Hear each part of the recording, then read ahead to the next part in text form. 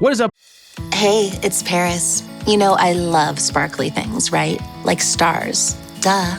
And thanks to Hilton and AutoCamp, I just slept under them. Picture me, serving looks by the fire outside my luxurious Airstream, making s'mores with the kids, while a national park is our backdrop. The great outdoors meets Hilton hospitality. That's hot.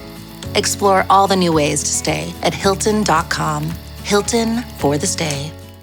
With a major selection of the looks your kiddos love starting at just $4 in the Walmart app, a new school year means a stylish new them. Who knew? Find skater skirts and Crocs that say, I'm casual but cool. Sparkly sneakers that say, it's my classroom, you're just learning in it. And preppy polos that say, I'm the teacher's pet, even if they're mommy's menace at home. Find their favorite styles starting at just $4 in the app. The Walmart you thought you knew is now new. How many discounts does USAA Auto Insurance offer? Too many to say here. Multi-vehicle discount, safe driver discount, new vehicle discount, storage discount, legacy. How many discounts will you stack up?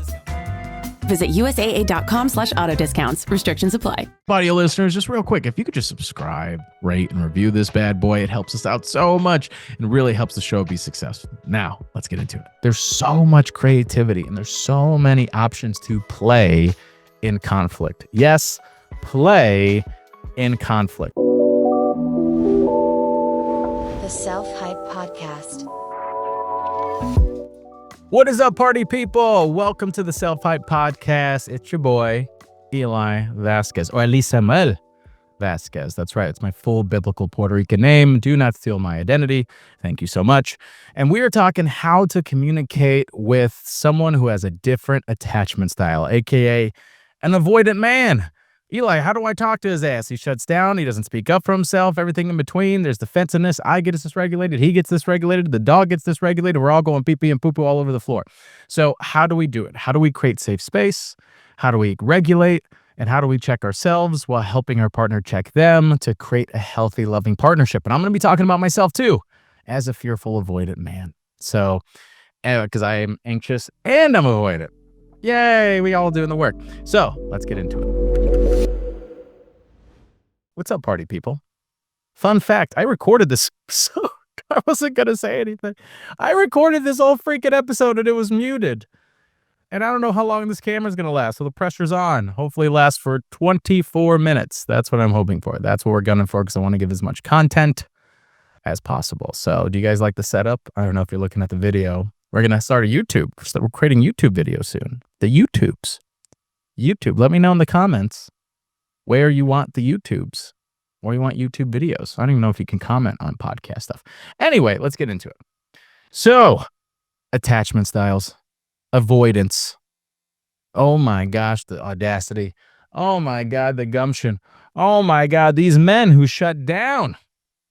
There's a lot of things before we jump into this because I know everyone's foaming at the mouth to how to get their man to just communicate. So here's just some ground rules and disclaimers before we jump into this episode. One, you gotta have a partner that's willing to do some freaking work.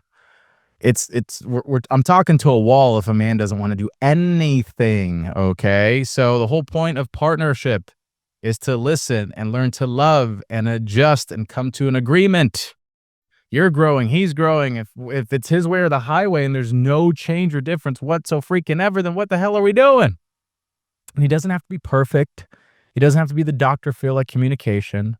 He doesn't have to do all those things. He could have all the imperfections in the world, but is he willing to learn and take some action? And are you willing to learn and unlearn too? Because some of y'all are listening thinking you're Mother Teresa and Maya Angelou when it comes to expressing yourself. In reality, if you drink too many espresso martinis, someone gets a little angry outside the club. So this is something to check yourself as well, okay? And so that's just a big disclaimer. Second thing too, when it comes to attachment styles, everyone thinks you got to be freaking perfect. That's not the point of perfection. The point is to be self-aware and take accountability of your damn imperfections, okay? So what I'm going to be talking you guys through is the 3-step process of how to not only create safe space, but how to communicate and how to create empathy and how to understand your attachment style and his to better connect and communicate. Second thing or third thing or whatever the hell other thing I want to talk about is when it comes to avoidant men, because I know they get so much they get dragged so much online. Men don't choose to be this way. I know you guys are probably thinking they purposely join a club to make women's lives miserable. They don't. And if you keep dating avoidant men, guess what, boo-boo? You're calling yourself out in terms of who you date and who you allow and enable as well. So check your anxiety too. Because usually if you date a bunch of avoidance, that's self-reflection of maybe your anxiety is a little out of whack. So with that said, people don't choose their attachment style. It's like Pottermore. It just kind of happens. You put the hat on. It's like, you're fearful avoidant. Damn it. I wanted to be secure. And because we grow up with this stuff, it's all survival stuff. I'll tell you from a fearful avoidant, my avoidancy was so bad that I would literally freeze. I couldn't think straight, and I couldn't even move my body in hard conversations. I had so many ex-partners that just wanted me to hold them, yet I was stuck in my body. And it's easy for you to think, oh, he doesn't love me, he doesn't care, else he would. I literally was frozen, stuck. And I felt trapped in my own body, and it was frightening. I hated that I was what I was. I wish and prayed that I didn't have what I had. But fortunately, I had to do the work to parent myself and rearrange and shift some things. So you're talking to a fearful avoidant man, and let's real quick talk about attachment styles really quick. I talked about this before, but let's just do a little refresher, shall we? We got anxious, super anxious, and you have occupied, what have you. I'm just gonna go by the basic ones. Anxious, secure, avoidant, fearful avoidant, which is anxious and avoidant. So both, the holy grail, if you will, which is me. Yay. So I'm anxious and I'm avoidant. I'm the best partner ever. So first and foremost, I just wanted to hit on those ground rules before we jump into it. But I understand the fact that, listen, he gets defensive. He gets angry. He gets this. He shuts down. He does all those things. There's a lot of reasoning behind that. There's a lot of reasoning why he's doing those things. But it takes a level of self-awareness and accountability. You're going to be hearing me say this a lot in this episode. So it really doesn't matter if you're fearful, avoidant, if you're anxious, if you're whatever. You got to be willing to unpack and do the work. So I'm going to give you guys practical tips. This is what I give my clients. This is how I coach people. You guys are just going to get the real of it. I'm not going to bounce around this bounce house. I'm going to deflate that mofo and say, hey, time to do some work, shawty. So here's the thing. Number one thing you guys have to do is find a regulated state to communicate about this stuff. Everyone wants to fight when they're pissed off and dysregulated and all these other things. You gotta talk when you're regulated. And if you're wondering, Eli, what the hell is dysregulated and regulated? It's time for the dysregulator. No, what I'm saying is regulation is when you're feeling calm, when I'm rubbing your butt at Hard Rock Cafe, all-inclusive resort casino. We're eating a tres leches cake in bed. Like, yo, girl, I love you, girl. We got that balcony view, girl, because I love you. You're my queen, shorty. Yo, it's a view of the parking lot, but I got it on Groupon, so it was discounted. But we still got a balcony view, you know what I'm saying? That's regulated. You guys are good. You guys are chill. You guys are fine. Dysregulated is when we're on a road trip and you need to see my phone so you can look at directions, and then my ex texts saying, I miss us. And now we got to pull over and have an argument. So that's dysregulated. That's fight or flight response. That's a triggering of confrontation. That's bringing up a lot of different things. And what that does is it ignites your nervous system. And your nervous system has been with you since you were a child. Okay. So your body reacts when it comes to familiar situations, almost like PTSD. It's almost like, you drove down a highway, had a terrible car accident. And so when you drive down the highway again, you get a little nervous. And that's how it is when it comes to like interpersonal development conflict and whatnot. It's just, it dysregulates. How are you when you're dysregulated? So this is for my people that are dating too and not even in relationships. A big question to ask yourself and a big question to ask the person that you're having mimosas with. How are you when you're dysregulated? How do you show up in conflict when you're dysregulated? What a powerful question to ask, which everyone should freaking ask. So ask it.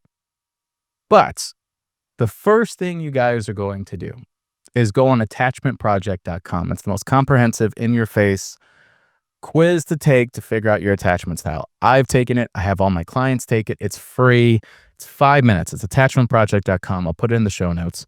But what you're going to do is take that quiz, you and your partner, or just you. You can do it by yourself, you and your, chihuahua could take it. And you're going to answer these series of questions and you're going to get results. And it's going to say, are you anxious? Are you avoidant? Are you this? Are you that? So have both of you do that. Turn it into a sweet little game. Have some mimosas. I keep bringing up mimosas. Have, what's the other? Ricky Rose. Well, man, I know Rose was hot. Man, I remember when I was in college, I got so hyped off Rick Ross because he was like, Mr. MIA. Mr. MIAO, you know what I'm saying? But he was like, Rose. And I was like throwing a lot of parties. And I was like, yo, dude, I don't know what Rose is because I'm 22. But I'm going to get some freaking rosé, dog. So I went to the liquor store before a house party and I was like, yo, can I get some of that Ricky Rosé?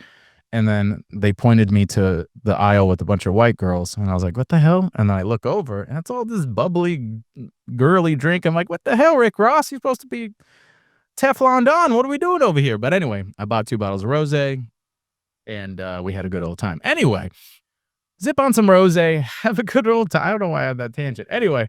Have a good old time with him and take the test. You guys are learning to love each other. Do it when you guys are regulated, not when you're pissed off and he's doing the dishes wrong, not when he's defending, he's getting all defensive and stuff. No, say, hey, let's have a date night. Let's take this quiz. I'll rub your butt while you do it. So take the damn quiz and get the results. When you get the results, it's going to feel really loud. It's going to feel really loud. It's like, oof, ooh, because that attachment project's really good because it breaks down a lot of data, breaks down father wounds, mother wounds, all these other things. And that's really important towards the next step of what you guys want to do.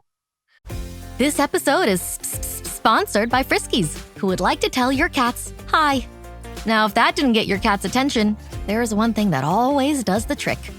Just pour some Friskies crunchy food in the bowl and you'll hear those paws come running. Works every time. With so many Friskies choices, you can always bring your cats running from their secret napping spots. There's always more to explore. See for yourself at friskies.com or visit your local store. How do you top your love for your cat? With a cascade of decadent savory gravy over a mouth-watering mousse pâté. Fancy Feast Gems. 2 gourmet pâtés in one convenient pack. Simply peel and plate to reveal a pyramid shape that makes eating delightful and pamper her with an experience as extraordinary as she is. Turn the everyday into the extraordinary with Fancy Feast Gems. The number one thing I tell in communication with any sort of couple, avoidant, anxious, what have you, is have emotional check-ins. And you're probably thinking, what the hell is emotional check-in? Emotional check-in is just taking time out of the week, or you could do it bi-weekly, to just check in with each other in the relationship. But this check-in is not going to be about the relationship, not about how you, or me. It's just, hey, let's unpack our attachment styles.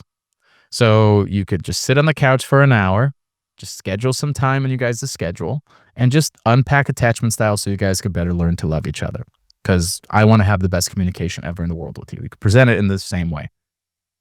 So once you get your results, it's going to feel, you might feel a little hard on yourself. I'll never forget when I got my results.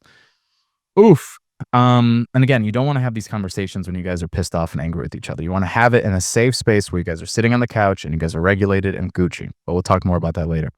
When I got my results, I'll never forget, I did it with an ex-partner. She got secure. I got disorganized, which is fearful avoidant. And that's the worst. I thought this is the worst of it because I have everything. I literally have the freaking Chinese buffet of disorganized, dysregulated nervous system. And I felt broken. I felt shattered. I felt like a second-class citizen. I felt like, oh my God, I'm not a good person. I'm not a good partner. There was so much self-wounding towards me. And it was so unfair to myself. Why? Because I didn't choose to be this. And I'll never forget, I started flooding into all the patterns that I had as an adult. I was like, God, I used to do this in arguments and that in arguments. I used to be, shut down with partners, and I used to people please and reserve how I felt. And I would get so defensive all the time. And I thought it was because there was the person in front of me. It was really just the person I saw in the mirror. And to get even deeper, it was the person that I grew up with seeing. So the beauty of attachment style is you're going to start looking at patterns, and it's going to feel really hard to receive that. But how we break through all the negative criticism is through childhood and compassion. And through looking into your childhood, then you think with the level of curiosity. If you're ever ruminating in negative thoughts, curiosity is always going to help you break that open.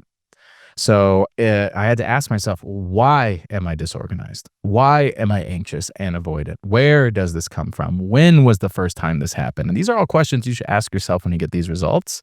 So when you guys get your results, ask yourself these questions in terms of childhood leading up to you guys having an emotional check-in. So you guys want to do some homework, but not together, but by yourselves. And then you guys are going to come to a space of agreement. So with that said, think about your childhood. That was really difficult because I had to think about, why am I anxious and why am I avoidant? How the hell am I both? And I started noticing in the present, okay, she doesn't talk to me. I get really anxious. Is it me? Is it me? Is it me? Is it me? I'll freak out. I think it is me. I'll get defensive because of it. I want to figure it out. She hasn't come home. Oh my God, I'm thinking worst case scenario. I want to look at her phone, whatever. In terms of avoidance, I shut down. My brain shuts down. I can't even touch you. I can't even console you. I can't even verbalize what I need to verbalize because I'm so brain locked in fear. And there's so much that's left unsaid. And there's so much I don't say in relationships because of, I don't know how. I don't know how to verbalize my needs. Also, I don't know how to give reassurance because it's always, when it comes to conflict, it always felt scary. So I started noticing these patterns of present and why I wasn't showing up as the best partner and how my relationships failed or how I made my partner feel negative. And that's when I went into childhood. I started noticing, okay, why am I anxious? I had a mother that was extremely emotionally distant, and she was just in survival mode I had 8 different siblings. She was focused on them. I was the third parent, parentified son, very stereotypical. I just had to help and help and help. And I didn't want to hurt my mom. I didn't want to get in the way. I just wanted to be helpful. I didn't want to, and I felt like I had to perform in order to be seen or loved or whatever. And she never nurtured me in the way that I felt like I needed. And I never got to unpack or express myself because I was always alone in the basement. That's where my bedroom was. So that created a lot of anxiety in myself and people pleasing in myself.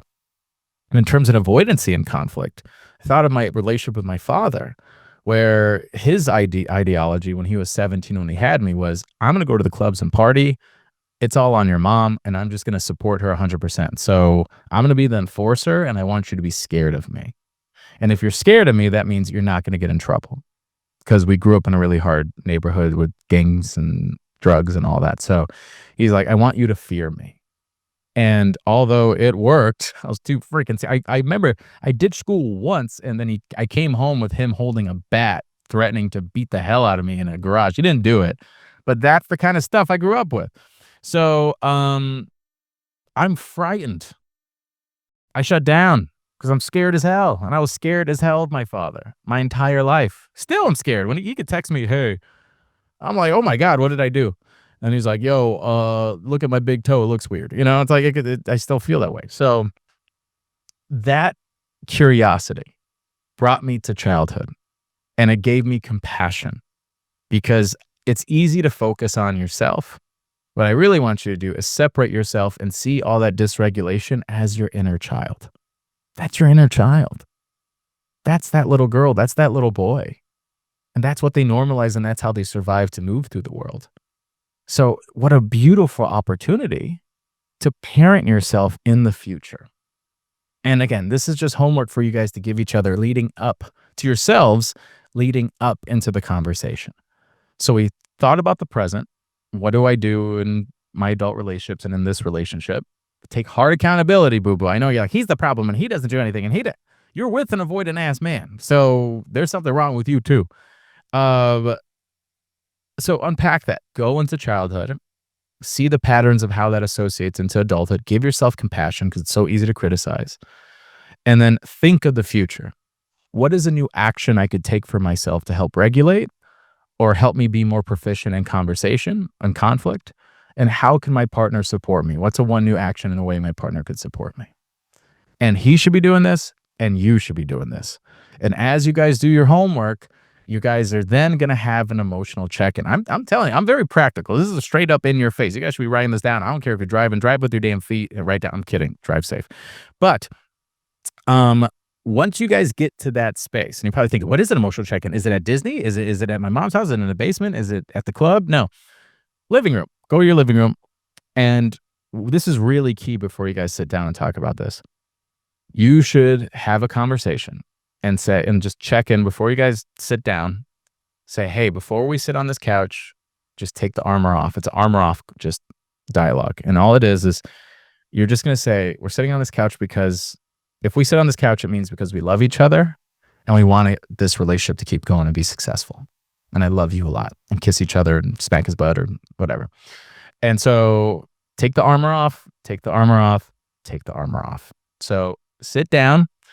And the first question you're going to ask is the present. What was your results? Oh, I was this. Oh, I was that. Okay. And what habits have you noticed in terms of your relationships? And they got to come up with something.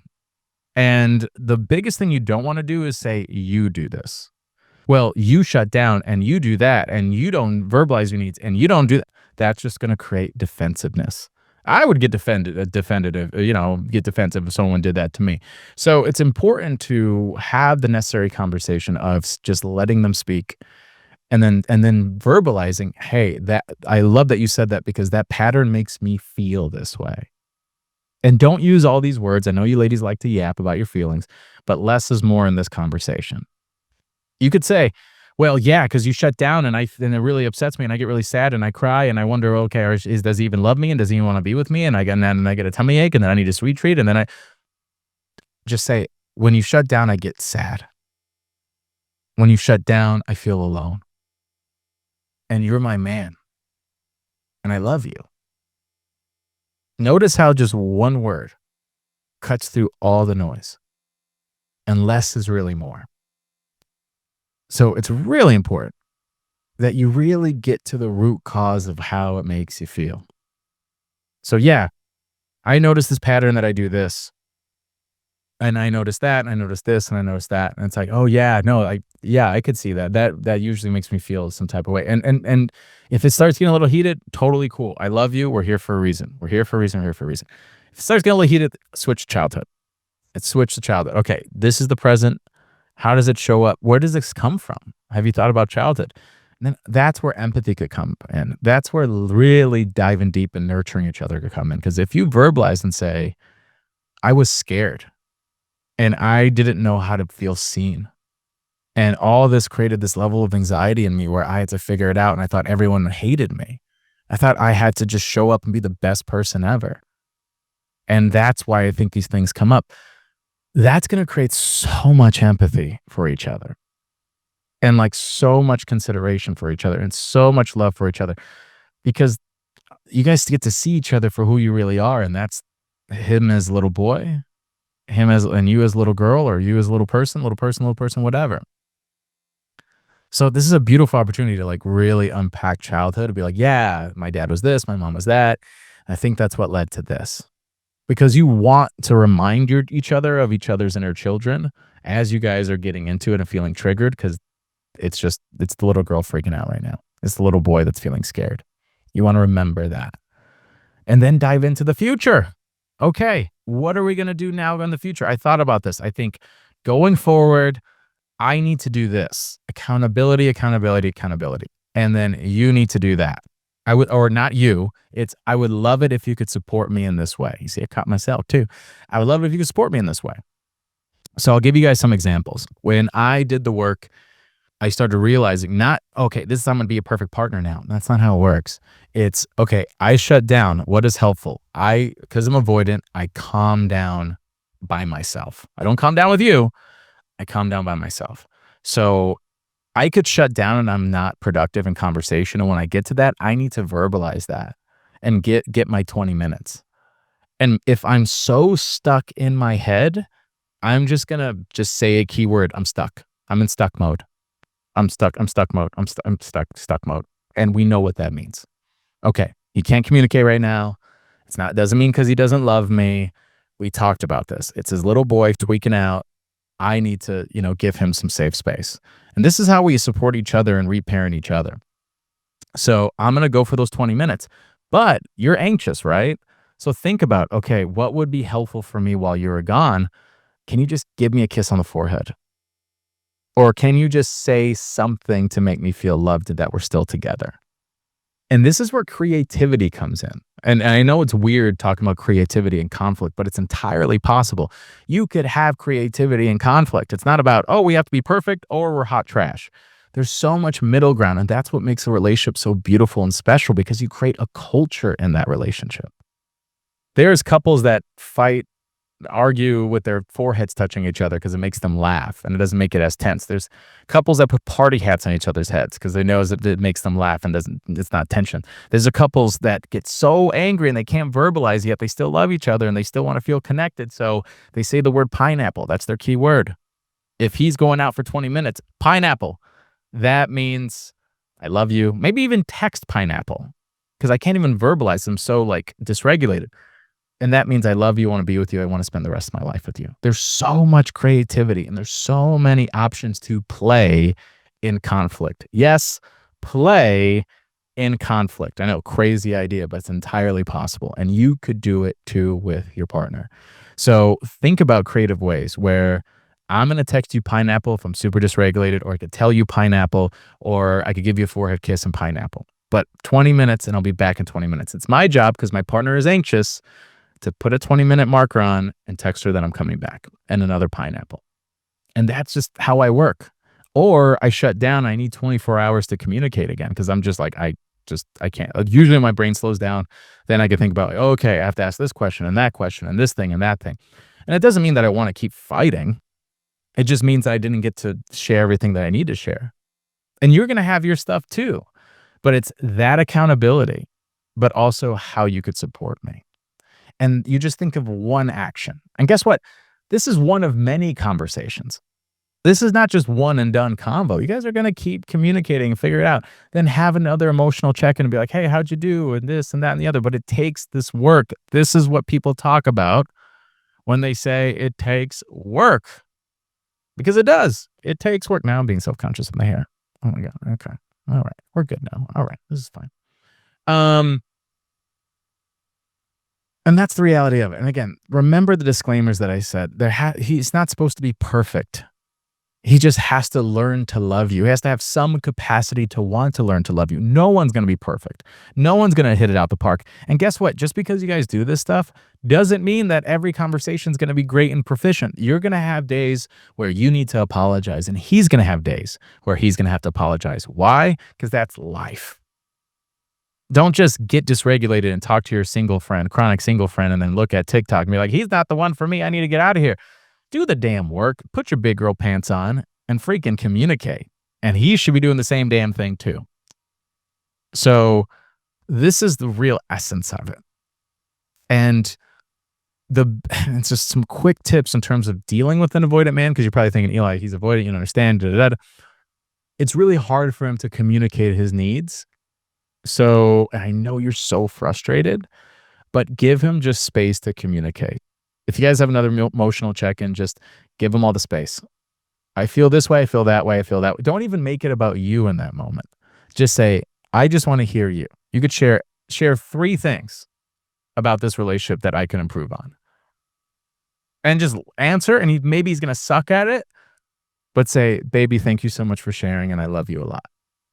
Just slowly create the safe space. You got to see him as a scared little turtle that's slowly getting out of the cave, and just kind of give him safe space, safe space, safe space, safe space. Because the biggest issue, me as an avoidant in relationships that obviously didn't work out, was I express something and then they make it about them. And then I'm just not motivated to express my feelings anymore, because they get so dysregulated where, oh my God, well, yes, I'm not good enough. And how do you think that makes me feel? And oh my God, are we going to break up? And then and now I'm saying sorry for even bringing up how I feel. And it's like, what's the point of even verbalizing my needs if it's just going to be about you and me apologizing to you? So it's really important that you give them space to communicate and just say, thank you so much. Be the example, be the mirror, be exactly how you want to communicate. We always talk about, care for people the way you want to be cared for, but also handle conflict and argue in the way that you want to be argued with. And I know it's hard, but that's the reality of it. And like I said, he has to try in some capacity. And again, I don't care if he doesn't know about attachment styles. I don't care if he doesn't know about healing and all this other stuff. He's not a bad guy if that's the case. A lot of men don't know this stuff, and it's just the way it is. Because why? A lot of women are anxious and they need answers now, and that's why they listen to this podcast. And most of my clients are anxious because they need to heal now. And avoidance is avoid. So it is frustrating and it is difficult. But if you're single, ask yourself, go through this whole process for yourself, set a standard and set new boundaries and bring these conversations and things up in the early stages of dating and see if he's self-aware of himself, because we don't want someone that's perfect. We don't, because you're not perfect either. But you want someone who's self-aware and accountable of their imperfections. That's the number one key. And if you can do that, you'll be just fine.